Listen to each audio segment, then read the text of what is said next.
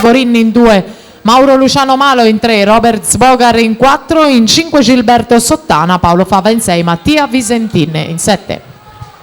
Ancora amatissimo Gilberto.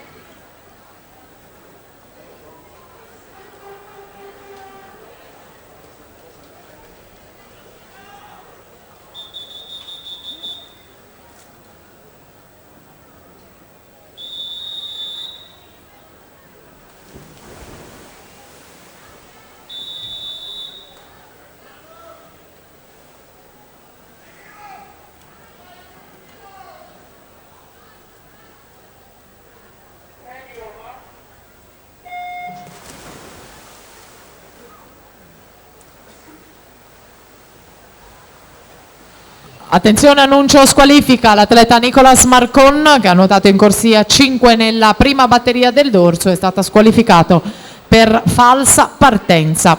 E intanto ricordiamo che a seguito di un atleta iscritta ma fuori gara nella classifica ufficiale, l'ottavo tempo per la finale del dorso assolute è di Veronica Zin 1:08,99 che dunque accede alla finale del dorso femminile.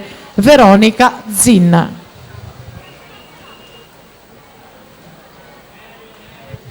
Intanto invitiamo il tecnico del nuoto Vicenza Libertas alla postazione microfonica. Grazie.